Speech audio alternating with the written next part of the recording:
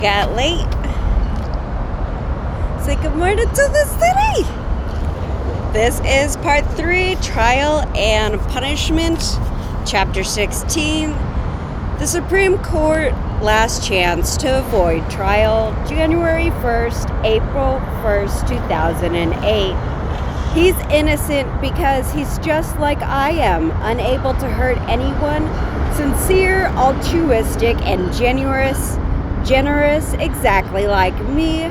He's not able to lie as I'm not able to lie.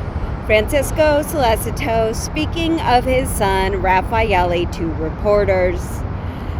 Meredith was a girl full of life and enthusiasm who, for the sole purpose of having some pleasure and sensation during a boring day spent smoking joints, was subject to acts of brutality and cruelty that are disgusting to any normal person. Judge Claudia Mentini. January 2008 began with the hand-to-hand combat between the defense and the prosecution, leading up to April 1st when the Supreme Court of Cassation, the equivalent of the U.S. Supreme Court, in a marble monastery on the banks of Tiber, the red-robed judges would conduct a one-day hearing. They couldn't launch their investigation or look at new evidence, but they could have the power to strike Judge Claudia Mentini's ruling and free all the suspects if they chose. Both defense and prosecution used 4 months before the court date to strengthen their hands. Investigators believe that a devastating blow to Raffaele Solicito right before New Year's Eve, they found his DNA on a bra clasp belonging to meredithkercher.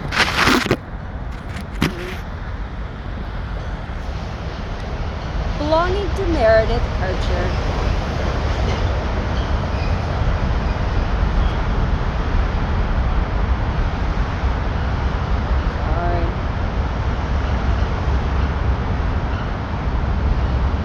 Collected from her bedroom 47 days after her death. The microscopic speck of DNA was Raffaele's for sure. The question was, how had it gotten on the clasp, in which was still attached to a ripped bit of white cloth?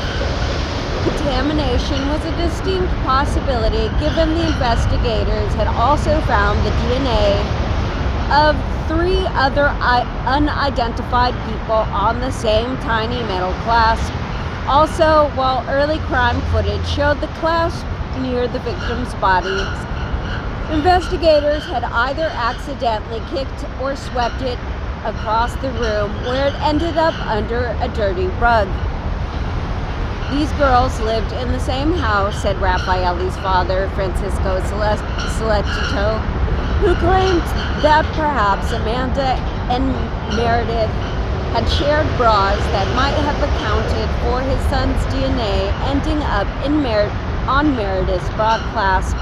Amanda was very casual, he pointed out. I don't think she'd have any trouble borrowing her friend's bra.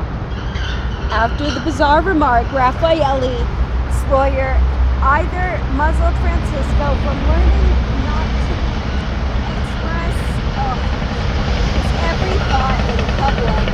Raffaele created a stir on January 17, 2008, when he came to the Palazzo di Giustizia, the Hall of Justice in Perugia, for a preliminary examination of the case computers. Investigators had announced with great fanfare that they had cloned the hard drives of the computer owned by Raffaele and Meredith and Amanda, and would allow experts on both sides to examine them. The boisterous throng of photos and journalists glimpsed a small handcuffed figure in a dark jacket emerging from a police van and gripping by 2 blue-clad officers. Since the 3 prisoners were now hidden from public view most of the time. Their every appearance created a circus atmosphere. Judge Claudia Mattini had appointed an independent expert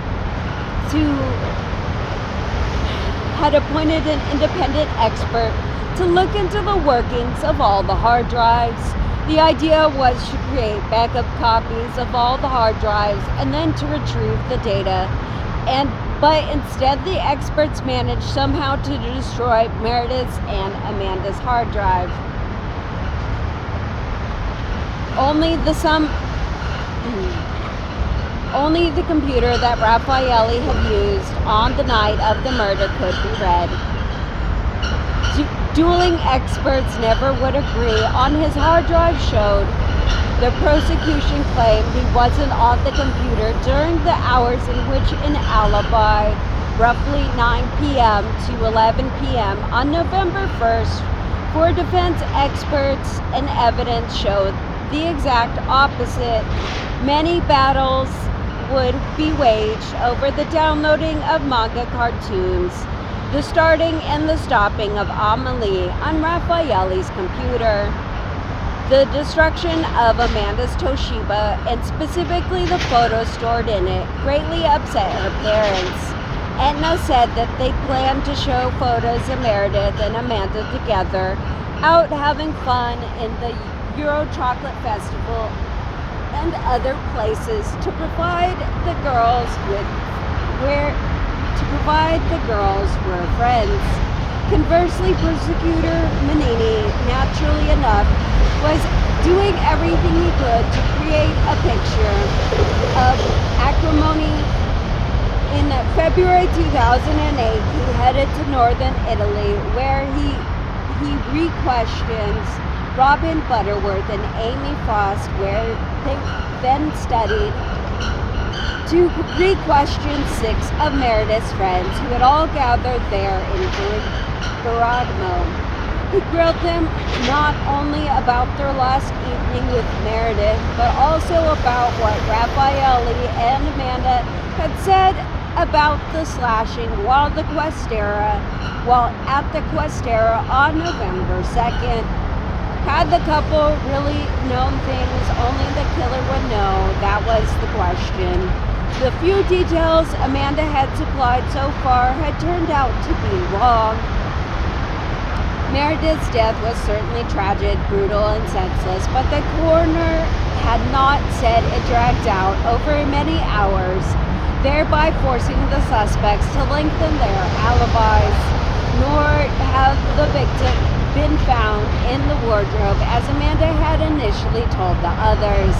While some bloggers boast that English girls were about to nail Amanda, for Frank Sforza, the long resilience on circumstantial evidence was troubling. The case is complicated. It certainly can't be solved by taking into account what Meredith's girlfriends and housemates had been chatting about in the Questera waiting room or in Perugia's pizzas. We'd better count on electronic microscope. That one is reliable, and it doesn't have options nor memory problems. Yet in the Kercher case, no one could count, even on microscopes, to tell a clear story. The Kercher family was not spared farther anguish in the run-up to the Supreme Court appearance. On January 16, 2008, the Daily Mail posted chilling crime scene photos on the website. These new photos were even more disturbing than the black and white shots of Meredith's bedroom that the public had already seen. In those, the victim was hidden under a duvet, except for one foot sticking out. Her brother, Lyle Kercher, had expressed anger over the use of these photos, pleading with the media to treat his sister's death with dignity.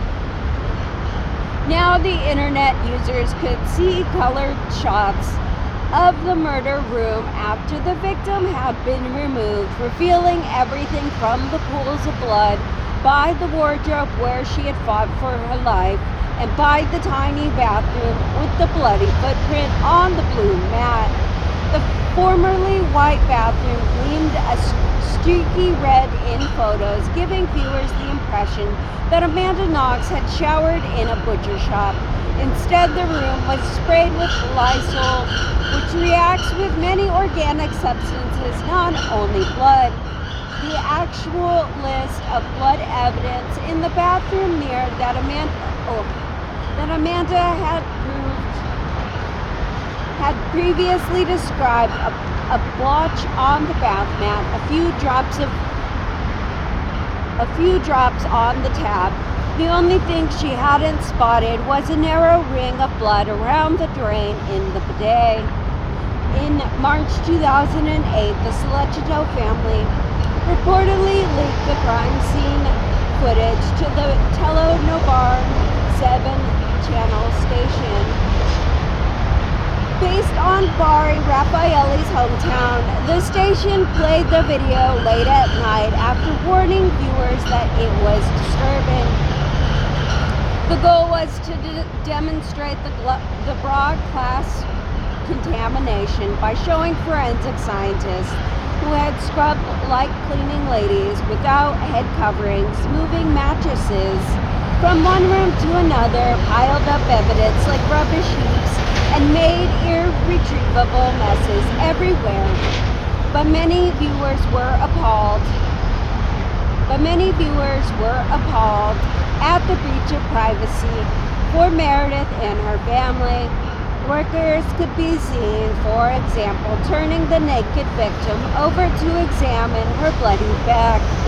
And inevitably, the video ended on the internet. In Italy's Paranormal magazine, they expressed regret over this incident, saying we used it wrongly and it boomeranged. Meanwhile, the case had become so sensational that excerpts from Rudy's interrogation ran as entertainment on Matrix, the Italian TV show. The police could listen to an annoyed Judge Mattini drilling Rudy about who had tried to call Meredith shortly after 10 p.m. on the night of the stabbing.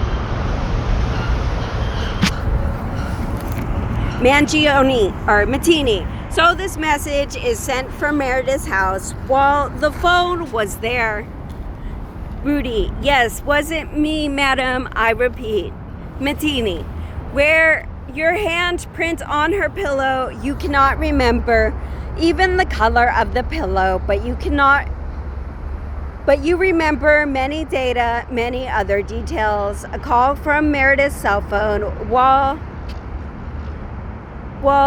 you were in Meredith's homes and you were at her house. Now you must give us a logical explanation. Do you understand your position? I understand, madame.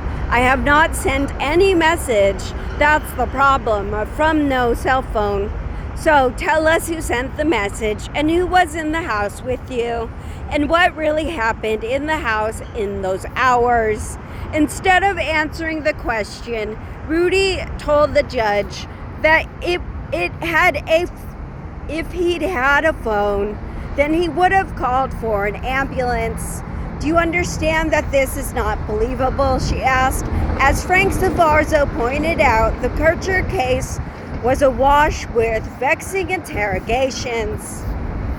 We were talking of two boys and a girl here, barely an adult, inexperienced people who should sing like canaries at the first tinkling of some handcuffs. And we are still at that point. And the only thing that Rudy confessed to was drinking juice directly from the bottle in the girl's refrigerator.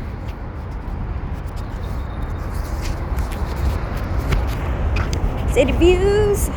Except for assistance in nailing the other suspects, detectives hardly needed Rudy to bare his soul, since he left so many traces of himself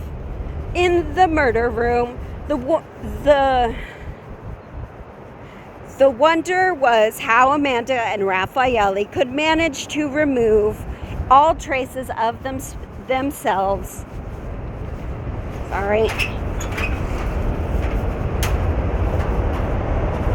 Traces of themselves, yet leave plenty of invisible reminders of Rudy. As Raffaele's lawyer, Mr. Gambigionoro, would later say, they were all college students, not dragonflies flitting in and out of the room on gossamer wings, vanishing without a trace. Bad news kept piling up for Rudy all month. Coroner Luca Lolli revealed that the DNA that the Ivorian left inside the victim came from skin cells and not sperm, evidently from the finger shock and blood inhalation, that he couldn't say for sure that she'd been sexually violated. He might have said more, but he couldn't say for sure that she'd been violated. He might have said more had Manini not abruptly canned him. Many commenters on the web assumed that Manini had fired the coroner for not towing the company line, but Frank Sforza on Perugia Shock urged caution. The call I had this morning with Dr. Lolli should probably save us from elaborating strange theories about why he got sacked. He talked about the case, which is against the law, and he was fired for it. And not just the same old sentences stolen by the newspapers. This time he talked to a studio Apertero TV broadcast. Their sentences over the phone, which were recorded. And that was the trouble. A sentence reported in the newspaper is one thing. Your own voice, which everyone can hear, is another. A panel of professors came to the prison on February 16th to quiz Raffaele for his degree in computer programming. He passed. He had to do without friends and champagne, but his father and few other family members were allowed to attend. Guards were also permitted Francisco to bring in a pinstripe suit and a tie for Raffaele to wear during the brief ceremony. Everyone tried to make as much they could of this all-important moment in an Italian boy's life, but Raffaele certainly didn't get the graduation party or romantic dinner he had envisioned with Amanda. By this time, the case was finally catching hold in America, where followers of true crime had a wealth of criminal investigations to choose from, including the case of Drew Peterson, the Illinois police chief accused of murdering his third of his 4 wives. Only now did Perugia receive a visit from Joe Tacopina, a showboating New York defense lawyer who lived for the limelight.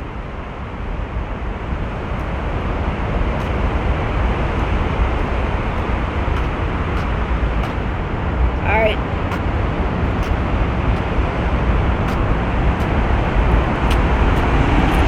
The Italian-American somehow got investigators to let him